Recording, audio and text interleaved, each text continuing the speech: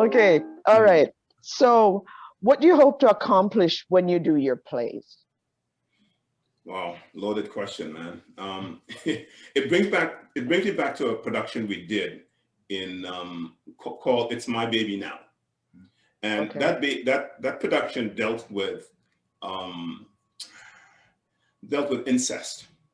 Very heavy Mm, subject, all right, but something that needed to be addressed because, as we know, in our communities, and this spreads beyond white, black, does not matter, communities, incest is found and it's rather more rampant than we think it is. Mm. When I did the research at the time, they said that 3 out of every 5 individuals either know of or had some exposure to someone being engaged in some sort of an incestual type of behavior. So either they knew a brother or they know someone, they had some affiliation. And if we can think even around this room, you can think of somebody that you may know that have had some sort of an exposure. So somebody came to me, a young lady came to me and asked, can you write something along this matter, addressing this subject matter that's really so critical because a lot of people are suffering silently. Mm. And so what we did was I wrote it and I did the next thing as well, which was we had counselors standing by. We have people like Dr. Edwards. We had this down with the St. Lawrence Theater. Some of you may remember it. We did it down at the St. Lawrence Theater, and within probably half an hour of putting up the show for sale, the show was sold out in the downtown theater. And yeah. so we had counselors standing by, and we invited them to for counseling if they needed counseling afterwards and a whole bit, because that was part of the whole package. Interestingly enough, after the show was over and people were, emotional and, giving their expressions and a whole bit, this one gentleman came up to me and he said, I didn't come to this show looking for, somebody to lecture. I came here for a good time. I came here to relax and I came here to just laugh. And I thought, okay, is my job to meet his need, or is my job to deliver content that's going to help us to think, Relevant. all right, and give us content that's going to help us to really look at the way we do things and probably address some of the issues that we may have in our communities. And at that time, I realized that's my responsibility. If it so happens that people are entertained during the whole course of it, wonderful, wonderful. But my job is to write stuff with content, something that's contextual, something that is rich, something that actually meets a need. And yes, it can be funny, and yet it can have, the dramatic expressions and all that wonderful stuff, but it has to meet the need. Well said. Well said. Greg, what about you? Yeah, it's similar to what Karl just said. With GIA, we have something that we call the 3 E's: educate, entertain, and empower. So really, art is one of those things that allows you to have discussions that are challenging to have otherwise outside of art. So, like Karl talking about, incest, to just walk up to somebody and strike up a conversation about that is very challenging. But, you put it up on a stage now, and you invite all these people into this conversation, and people, not only are they going to speak during intermission, they're going to speak on the way home, they're going to call each other the next day, they're going to message each other on their phones or on their computers, whatever, about what they saw that night. So the conversation just keeps going and going, right? So, the thing that's most dear to me is our community. So everything that I write really is generally geared toward the Black community, and or Black, because sometimes community just makes it sound too small. Let's say the Black population then, right? And that doesn't mean that it excludes white people from coming, or people of any other ethnic background from coming. It's just that the content is usually relevant to our community and what our community or what our people are facing, either at that time or what we faced historically or what we're looking at for the future. So I like to write about those kinds of things. So recently, just before the pandemic, what GIA was doing was we had something called Hear Us Out, the barbershop and beauty salon series. So what we were doing was we were going to different barbershops and beauty salons around the GTA, and performing really short pieces, and then speaking to the barbers and the hairdressers, as well as the clientele about what they just saw, right? And you know, that was birthed out of one of the members of GIA saying that, you know, he was at the barbershop one day and he said this guy was in the barbershop talking, holding court, and you said he was just talking bare foolishness, just stupidness, but people are captive because they're waiting for their haircut. So you just gotta sit there and wait while this guy's just expounding all this madness and foolishness. And he was like, you know, the barbershop is where, you know, you a lot of times rich discussions happen, right? Again, because you're sitting there and you're waiting, and also because you have you know, sometimes it can be a very sort of intimate space, and it can also, you know, be a space that you share with people that have interests that are like yours, right? So we took a couple of pieces into barbershops and beauty salons, and we were talking about hair politics, for instance, and you know, the Black hair experience, which is different from any other ethnic group's experience, right? People always ask us, you know, is our experience similar to the Jewish experience or the indigenous or First Nations experience? And there are some parallels, definitely. But when it comes to our phenotype, the way we look, in particular than our hair, it's just different, right? So that one was really something that we wanted to bring to hairdressers and the barbershop and talk about, you know, do you feel like your dreads, you know, sort of keep you out of certain spaces? How would you feel if your doctor came out and he had cornrows? Would you look at him differently? Would you take him seriously, right? How would you feel if your lawyer came out and, you know, her hair was 3 different colors of weave? Would you say, you know what, I'm going to find different counsel, or would you stick with her and take her seriously? All those kinds of things. And then we also looked at infidelity, and the idea that often in the you know, amongst our people, the idea of being a man or toxic masculinity is often woven into our discourses, right? So I remember as teaching a course, a Black history course at a high school, and we were talking about this idea of infidelity, and this boy put his hand up and he said, listen, sir, my grandfather was a Gallus. My father was a Gallus.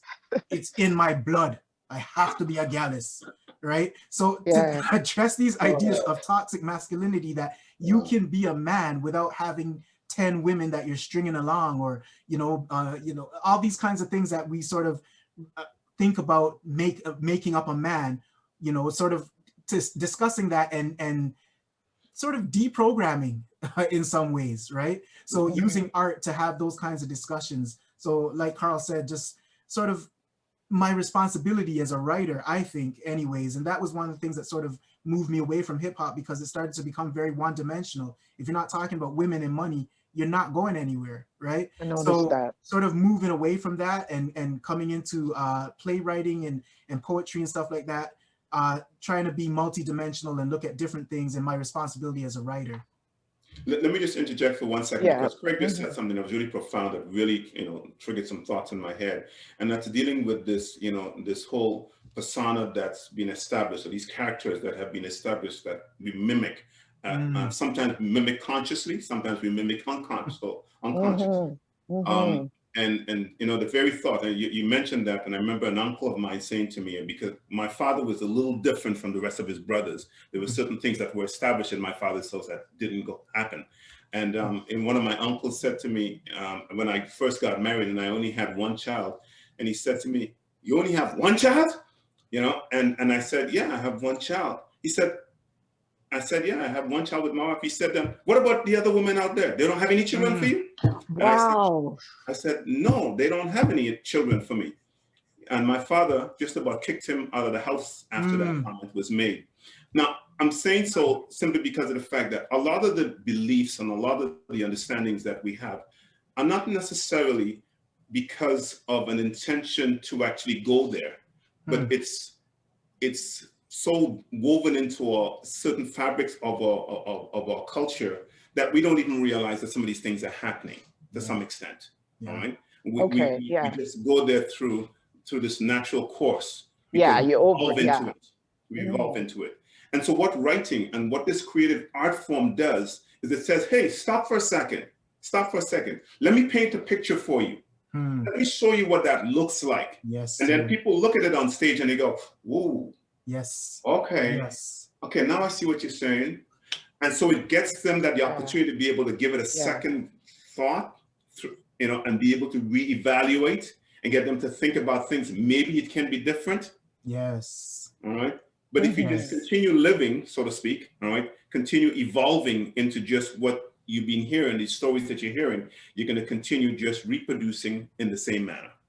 Thank you. Yeah, I must say it's the less intimidating way of learning something. But it's in your face at the same time.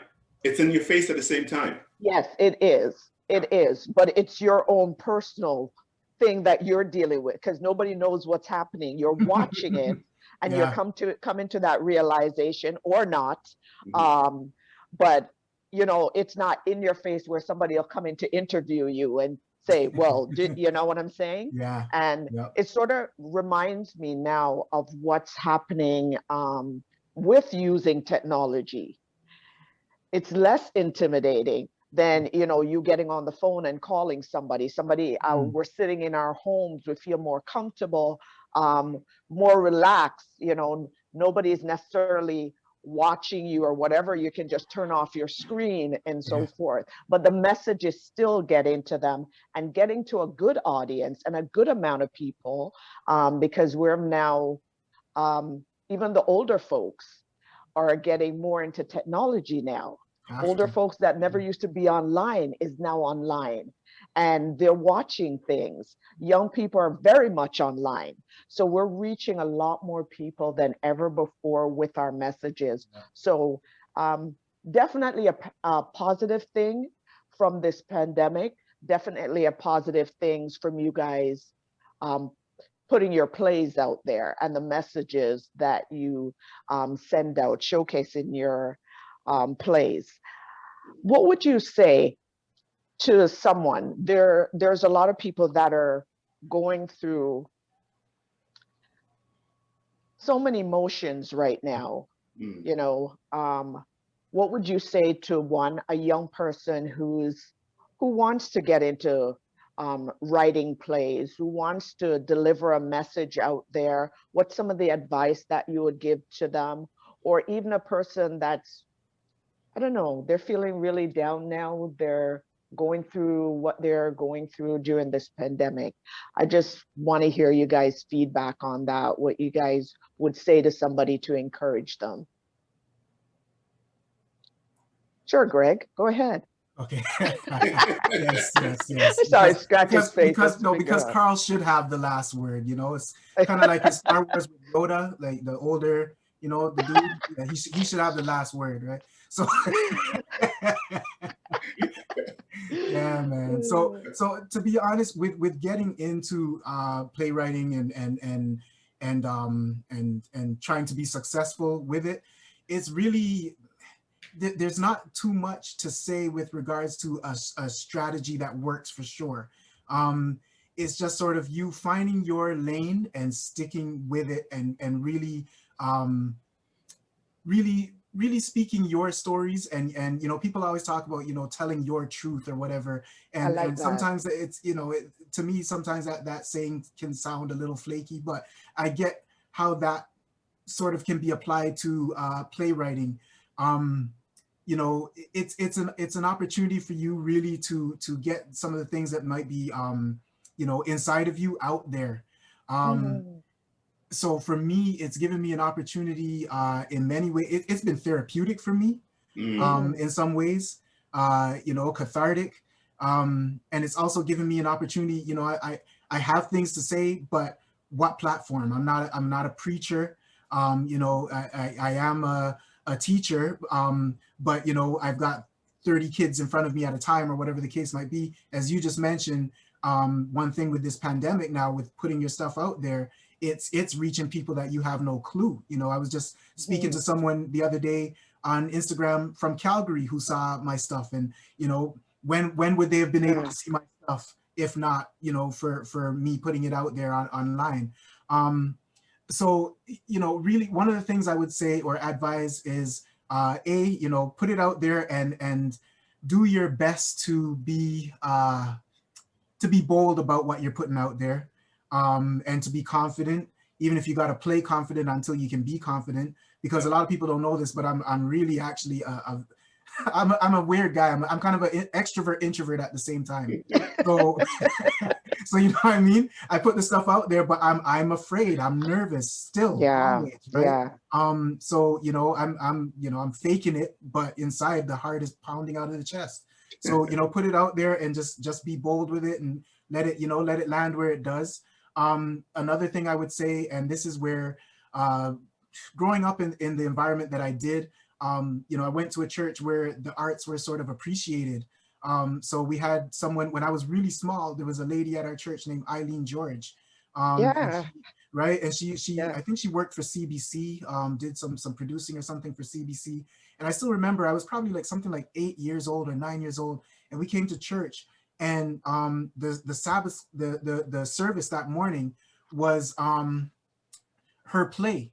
And you know, that was it for the day, was a play she had called, like, I think it was called Project Sunlight, something like that. And the whole service was her play. And to me, that was like, wow, like, you know, the pastor's not going to preach today. Like, this is what it is today, right? So that kind of made me see, like, oh, there's value in this thing, right? And then, like I said, growing up around people like Royston James, like Yvonne Rodney, and then like Karl, you know, people that I could sort of emulate and see, well, okay, this is what they did, and people respect them for it.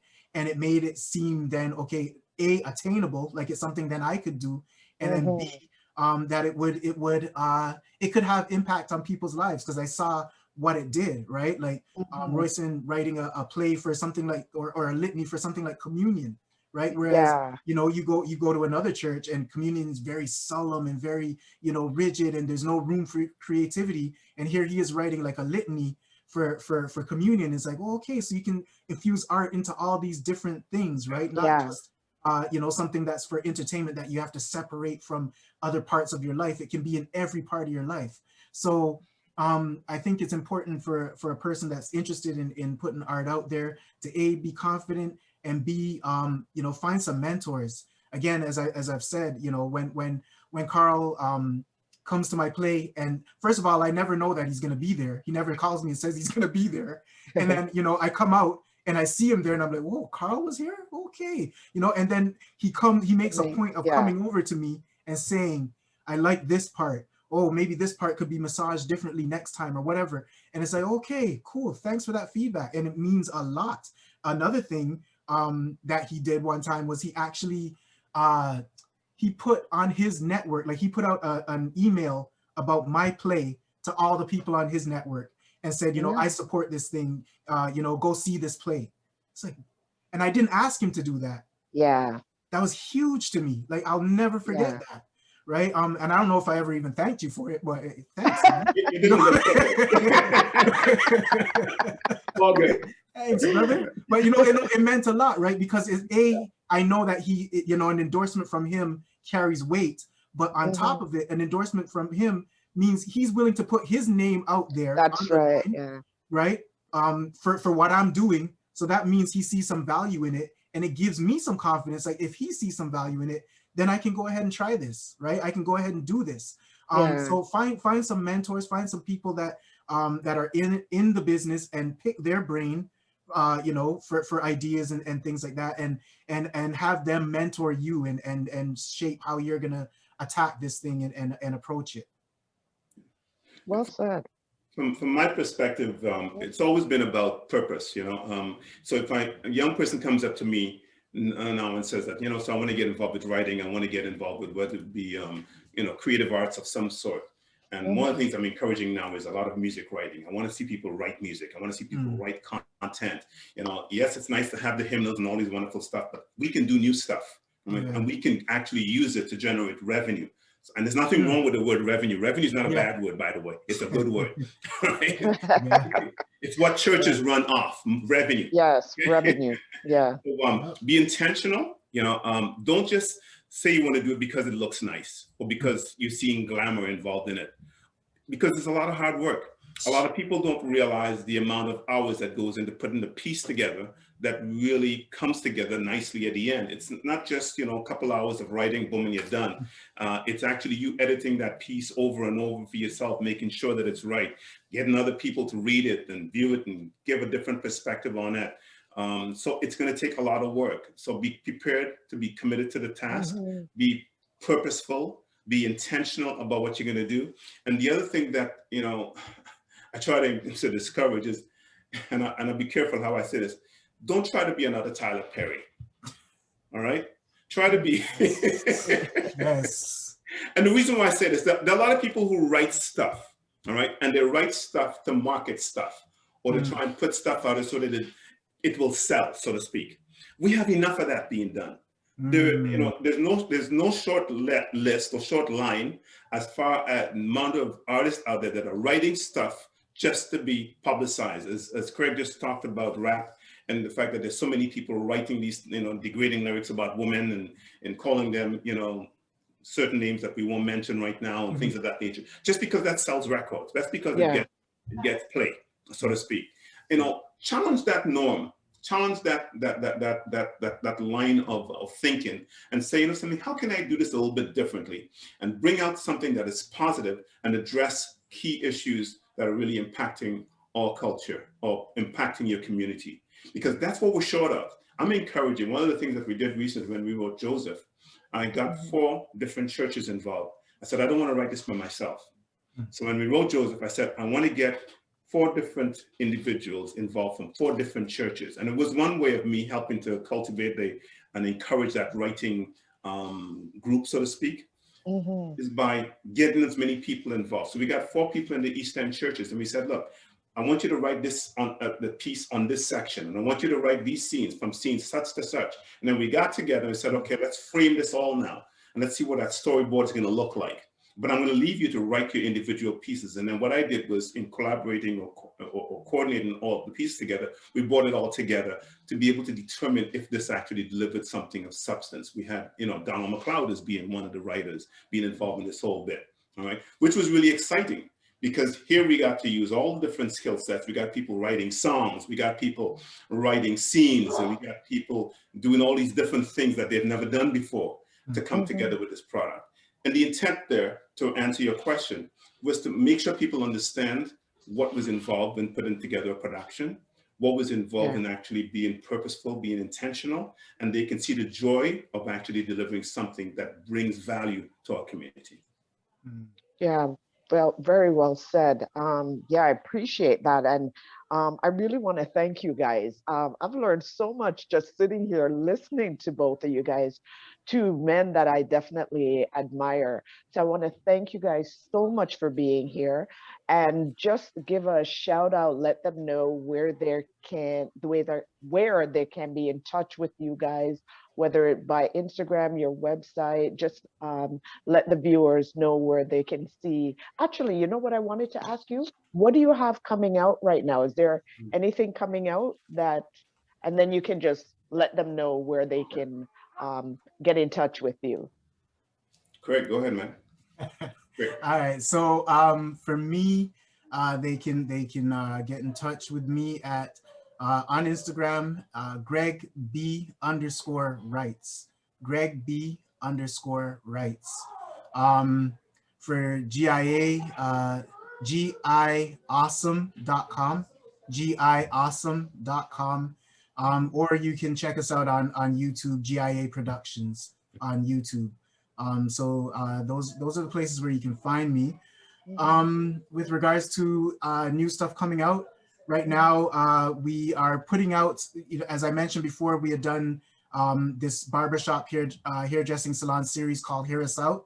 So we're putting those out now. Okay. So it was something that we did prior to COVID, but we've put it together now, and we're putting it out. So we've got one out already, the one on hair politics, and the next one that's coming out is about the N-word. So it was a piece, a poem, actually a slam poem, where we put the N-word on trial, and it was debating opposite sides. One side saying why we should use it, and the other side saying why it's a word that we should eradicate from our vernacular. So That one's coming out soon. You can look for that on YouTube as well. Okay, awesome, awesome. And Karl, you?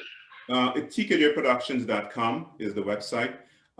Like Craig mentioned earlier on, I'm a little bit slow as far as using a lot of the other tools like Instagram, and I'm on Facebook. Yes, we're on Facebook, and yes, we're on Instagram, but we're not using it as often as we should, or as effectively as we should. Something that I'm getting more and more into. Again, reason being is that I'm not really a social media guy. I really am not. I'm moving in a direction, but that's not really what my art is really on the creative side, writing stuff, reporting, like I stated before. But you will find more and more of our stuff coming out in the next little while.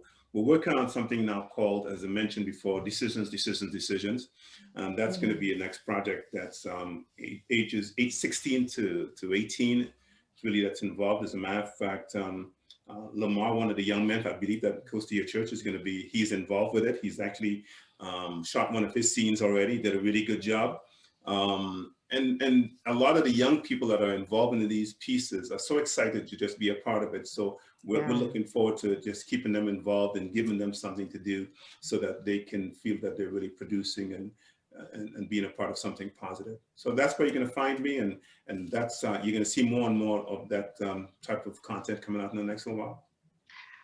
Wow.